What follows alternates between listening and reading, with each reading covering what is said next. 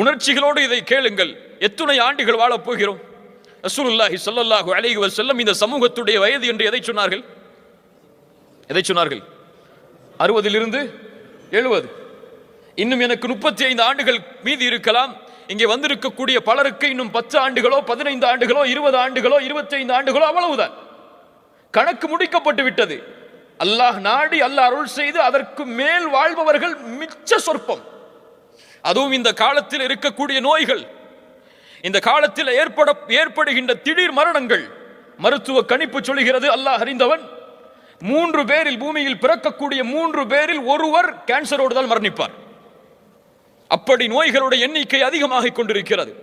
மருத்துவமனைகளாக மக்கள் எல்லோரும் படையெடுத்துக் கொண்டிருக்கிறார்கள் தங்களுடைய நோய்களை மரணத்திலிருந்து பாதுகாப்பதற்காக. இன்னும் எண்ணிக்கை குறிப்பிடப்பட்ட நாளை எண்ணிக்கொண்டிருக்கக்கூடிய நாம் எந்த நினைவில் வாழ்கிறோம்?